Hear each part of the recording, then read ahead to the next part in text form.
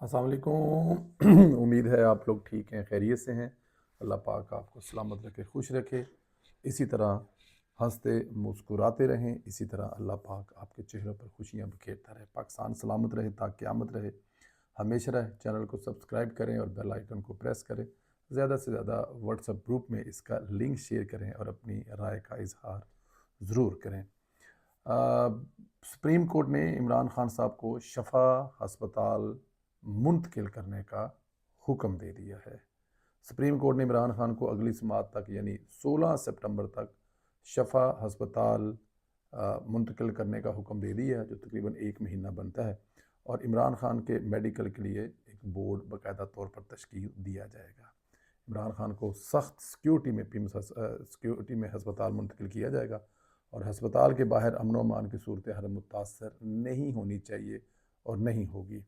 Supreme court ने आइंदा समात तक इमरान खान को शफा इंटरनेशनल अस्पताल मुंतकिल करने का हुक्म दिया है और डॉक्टर फैसल सुल्तान और डॉक्टर उज़्मन खान साहबा जो हैं वो इमरान खान के हमरा होंगी।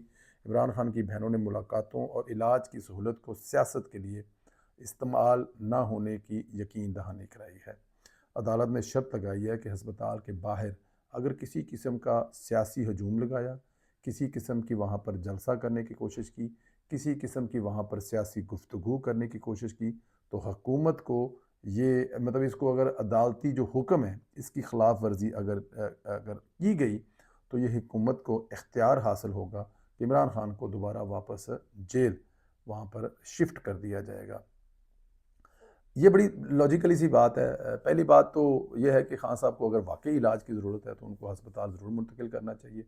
उनको इलाज की तमाम सहूलतें देनी चाहिए। हालांकि वो अपने दौरे हुकूमत में नहीं दिया करते थे, लेकिन चलें ठीक है, अगर वो बीमार है और उनको सहूलत मिलनी चाहिए तो देनी चाहिए। लेकिन अब ये वक्त बताएगा कि वो बीमार हैं या फिर ढील दी जा रही है, या वो जो पिछले 2 4 6 महीने से कोशिश कर रहे थे कि मेरी कोई बात बन जाए, मेरी कोई सुनवाई हो जाए। और मैंने आपको कल ही कहा था ना कि खान साहब जो है ना वो हिम्मत हौसला हार चुके हैं। वो गल्लां रहियां नहीं ਜਿਹੜੀਆਂ शुरू चो होंदियां सी, आकड़ शाकड़ सारी टुट गई है। ਹੁਣ कोई तरीकाकार ਲੱਭਣ की कोशिश की जा रही है कि किसी तरह जान छुट जाए।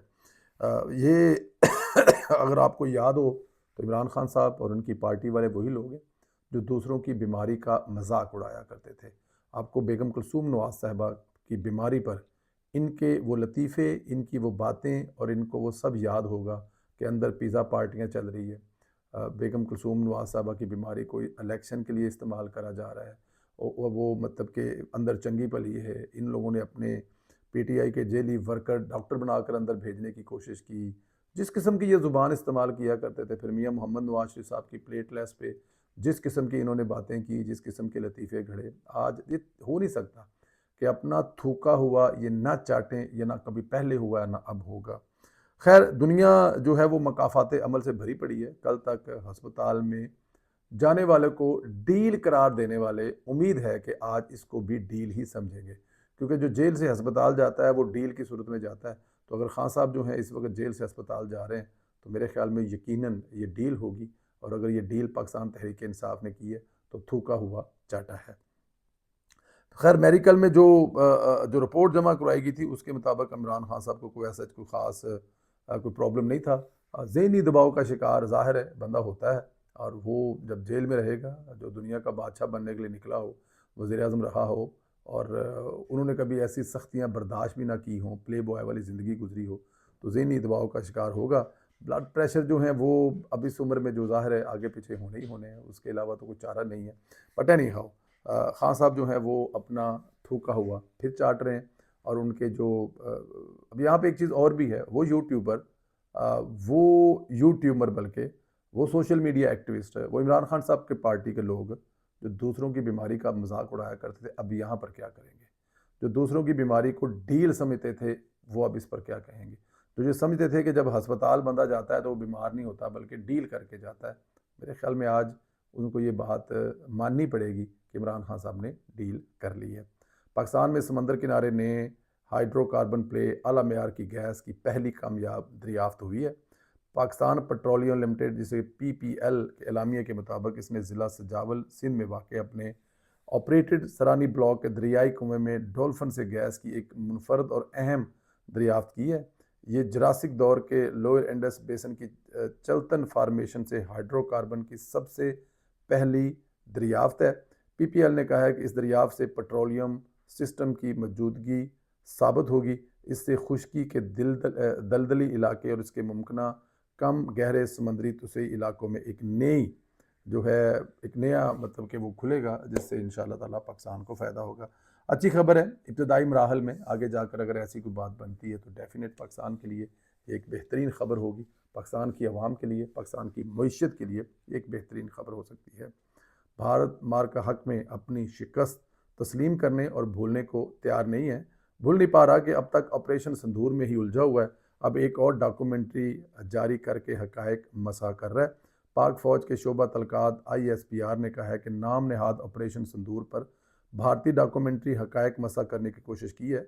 भारत मार का हक में शिकस्त की तल्ख हकीकत तस्लीम करने से इनकारी है। तारीख को मसा करने के लिए भारतीय मवाद तहलीकारों ने नाम नहाद ऑपरेशन संदूर की इंतहाई ड्रामाई और रंगीन हकायक की मुनाफी दास्तान जो है वो तैयार की है। नाकाम मुहिम में शिकस्त को तस्लीम करने के बजाय भारत ने तारीख को अपनी मर्जी से पेश करने का फैसला किया है। नाम नहाद ऑपरेशन संदूर पर बनाई गई दस्तावेजी फिल्म में भारत की आला अस्करी और सियासी क़यादत को भी शामिल किया गया। नाम नहाद ऑपरेशन संदूर के नाम पर तारीख दोबारा लिखने की कोशिश से बेनकाब हो गई है। भारतीय डॉक्यूमेंट्री हकायक मुसा करने की कोशिश है और भारतीय डॉक्यूमेंट्री हकायक के बजाय जज्बाती और फिल्मी अंदाज में जो है वो बनाई गई है। ISPR का कहना है कि संजीदगी के फुकदान के बायस इस दस्तावेजी को बैक वक्त अलमिया और मुजाहिया करार दिया जा सकता है। दस्तावेजी फिल्म में मौजूदा बयानिया बुनियादी तज़ा से भरा हुआ है। दस्तावेजी फिल्म में कुछ ना होने के बावजूद एक साजिशी नज़रिया घड़ने की कोशिश की है। पहलगाम वाक़े के मुबीना मुलजमान 28 जुलाई को मारे गए और 7 जुलाई को भारत ने किस को सदा दी। 100% मिशन कामयाब का भारतीय दावा ऑपरेशन रिकॉर्ड की मुताबिकत नहीं रखता। ISPR ने कहा है कि मार का हक में पाकिस्तान ने भारतीय जारहियत नाकाम बनाई। पाकिस्तान ने भारतीय जारहियत के दौरान 8 फौजी तैयारे मार गिराए। ऑपरेशन बनियान मरसूस में 26 भारतीय फौजी अहदाफ का निशाना बनाया गया। फिल्मी मनाजर तैयारों के नुकसान और हकीकी जंगी को हकायक नहीं बदल सकते। सिनेमा की मंजरकशी न तो वाक़यात की तरतीब तिल कर सकती है, ना ही तैयारों के नुकसान को मिटा सकती है। सिनेमा की मंजरकशी ना हलाकतों को छुपा सकती है, ना हकीकी फ़ौजी झड़पों को बदल सकती है। सिनेमा की मंजरकशी ना ही मैदान जंग में शिकस्त को खुद साख्ता फ़तह में तब्दील कर सकती है। ये बात तो ठीक है, आप इसको दिखा सकते हैं। अभी आजकल एक और भी इसके अलावा कारगिल पर भी उनकी एक चल रही है सफ़ेद समथिंग करके ऑपरेशन संदूर, वो जो मेरे ख्याल में ये उसी की शायद बात हो रही है कि बट वो कोई कारगिल की कहानी मुझे लगती है, जो जिस मुजाहरे में नवाज शरीफ साहब प्राइम मिनिस्टर थे और मुशर्रफ के जो कारनामे थे उसको उसमें दिखाया गया है। और वो इंतहाई, अगर आप उसको देखें आपकी इंफॉर्मेशन के लिए, कि भारत कितना प्रोपोगंडा करता है, उसमें मियाँ नवाज शरीफ साहब को वो क्या दिखा रहे हैं, मियाँ नवाज शरीफ साहब के जो वालिद साहब हैं मियाँ शरीफ, उनको क्या दिखा रहे हैं, मुशर्रफ का जो रवैया है जो माइनस प्लस जो था भी खैर इसी किस्म का उस वक्त जो तारीख बताती है, लेकिन वो उसको और भी मसा करके मतलब के बना रहे हैं। उसमें मुशर्रफ को, पाकिस्तानी फ़ौज को जिस तरह के करके दिखा रहे हैं कि कैसे उनको मतलब के वाकई ही ये बात ठीक कह रहा है ISPR कि ये सिवाय फिल्मी डायलॉग के अलावा और कुछ नहीं है। मेरी आज DC बहावलपुर से बात हुई। ज़हीर अनवर जप्पा साहब जो हैं बड़े काबिल अफसर हैं। कुछ 40 साल के वो जो कच्चे के इलाका और कच्चे के डाकू थे ना, वहाँ पे फ़ौज, रेंजर, अगर मैं गलत नहीं हूँ तो पुलिस तो आए दिन उस पर ऑपरेशन करती थी। अरबों रुपया हर साल उसका फ़ंड होता था वहाँ पे ऑपरेशन करने के लिए। और मेरी नज़र में मुझे लगता है कि अगर DC साहब जो हैं ज़हीर अनवर जप्पा साहब जो हैं, वो मैडम मरीम नवाज़ साहिबा जो हैं, मैडम CM, उनके विजन के मुताबिक वहाँ पर इस वक्त कच्चे के डाकू जो हैं वो उनका नामो निशान नहीं है, ख़त्म है। कच्चे का इलाका बिल्कुल ही ऐसे है जैसे आप बहावलपुर में घूम रहे हैं, मुल्तान मुजफ्फरगढ़ में, या फिर साहिवाल उकाड़ा में घूम रहे हैं। स्कूल वहाँ पे खुल गए हैं, रोड वहाँ पे बन गए हैं। जब ऐसा बताते हैं कि हमने वो जो 40 साल का निज़ाम है ना, वहाँ से उसको ख़त्म किया है। हम लोगों ने जहाँ पे दिन के टाइम पुलिस नहीं जा सकती थी, वहाँ पे रात को हमने फ्लड लाइट क्रिकेट टूर्नामेंट करवाया और वहाँ पे उनके साथ जाके क्रिकेट खेली है। वो जो डाकू थे किस मजबूरी से बने थे, वो जो डाकू मशहूर हुए वो क्यों हुए, लेकिन जब आपने उनको कौमी धारे में लाने की कोशिश की, विज़न जो है वो मरीम नवाज़ का था, काम करने वाले ज़हीर अनवर जप्पा साहब डीसी थे, और उसके बाद रिजल्ट ये निकला है कि इस वक्त वो मरीम नवाज़ बताती है ना कि मैडम सीएम साहबा के जब वो वज़ीर आला बनी तो उनको बताया गया 70 के नज़दीक जो है नो गोज़ एरिया है पंजाब में, और अल्हम्दुलिल्लाह आज एक भी नहीं है। इनमें जो सबसे मुश्किल था, जो नामुमकिन लगता था, वो कच्चे का इलाका था। वो लगता था कि इस रियासत पाकिस्तान के अंदर है ही नहीं है, वो कोई मुल्क ही लहदा है।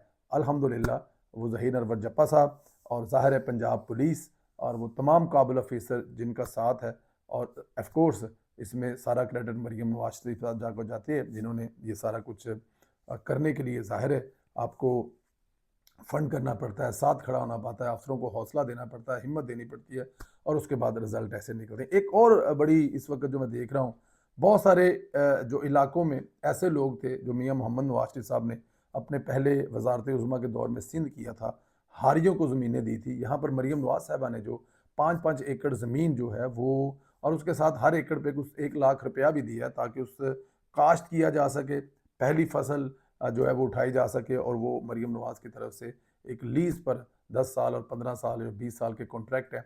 अब वो लोग जो गांव के रहने वाले हैं, अगर उनको अंदाज़ा है कि यहाँ पे 2-2 4-4 एकड़ ज़मीन वाले भी चौधरी होते हैं, तो जिन लोगों को मरीम नवाज ने घर बैठे बैठाए 5-5 एकड़ ज़मीन दे दी है, आप सोचें कि वो यकदम कुछ उनके पल्ले ना होने से वो चौधरी बन गए हैं। क्योंकि कुछ इलाकों में 2-4-5 किले ज़मीन बड़ी तगड़ी ज़मीन, तो हमारे इलाके में अराई बरादरी है, 5-5 4-4 किले ज़मीन है उन्होंने कोल, और उस सब्जियों से उन लोगों ने प्राडो गाड़ियों तक खरीदी हैं 4-4 5-5 एकड़ से। तो जिन लोगों को ये 4-4 5-5 एकड़ ज़मीन मरीम नवाज साहबा ने दी है, मेरे ख्याल में उनकी ज़िंदगियाँ, उनकी नस्लें बदल दी हैं, उनको ज़िम्मेदार बना दिया है। जो ज़िम्मेदार होता है ना, उसकी इलाके में एक और ही टैप टौर होती है, और जिसके पास ज़मीन नहीं होती वो चाहे जो मर्जी बनाया फिरे, लेकिन ज़मीन नहीं, तो वो उस इलाके में उसकी कोई वैल्यू नहीं है, क्योंकि उसके पल्ले ज़मीन नहीं है। तो मरीम नवाज साहबा ने उन लोगों को, जिन लोगों के नाम पर ज़मीन तो दूर की बात है, शायद अपना कुछ भी ना हो, उनको जो ज़िम्मेदार बनाया है। मैं हर दूसरी वीडियो देख रहा हूँ सोशल मीडिया पे, लोग मरीम नवाज साहबा का शुक्रिया अदा कर रहे हैं। 220 काम हैं जो मरीम नवाज साहबा ने किए हैं, शायद अब तो इससे भी ज़्यादा हो चुके होंगे। उनमें से हम हर काम पर भी एक दफ़ा बात करें तो साल में बड़ी मुश्किल से 2 दफ़ा मरीम नवाज के किसी प्रोजेक्ट पे बात कर सकते हैं। आप इससे अंदाज़ा लगा लें कि मैडम सीएम साहिबा जो काम कर रही हैं, विज़न है मियाँ मोहम्मद नवाज शरीफ साहब का, तजर्बा है मियाँ मोहम्मद नवाज शरीफ साहबा का, टीम है मरीम नवाज साहबा के साथ जो ये सब कुछ लेके चल रही है। और अप्रिशिएट करना चाहिए हमें पंजाब की ब्यूरोक्रेसी को, अप्रिशिएट करना चाहिए हमारे जो सियासतदान हैं, जो एमपीज़ हैं, जिनके बहुत सारे तहफ़्ज़ात हैं इस सिस्टम के ऊपर, लेकिन वो अपनी हुकूमत के साथ खड़े हैं, क्योंकि हुकूमत जो है वो डिलीवर करवा रही है। आखिरी 2 साल सियासतदानों के नाम होंगे इंशाअल्लाह ताला, हर जगह पे आपको सियासतदान नज़र आएंगे, क्योंकि ज़ाहिर है आगे जाके हमने इलेक्शन भी लड़ना है। अपना ख्याल रखें, इजाज़त दें, अगले वीडियो में फिर मुलाकात होगी। सब्सक्राइब ज़रूर करें, बेल आइकन को प्रेस करें। लेट की माज़रत, कोई चॉइस नहीं है। सुबह 9 बजे से मैं घर से निकला हुआ हूँ, 8 बजे हुआ हूँ, 8 बजे का उठा हूँ, 9 बजे घर से निकला हूँ, टाइम इतना नहीं मिला कि वीडियो कर सकूँ। ख्याल रखें, इजाज़त दें, अल्लाह हाफिज़।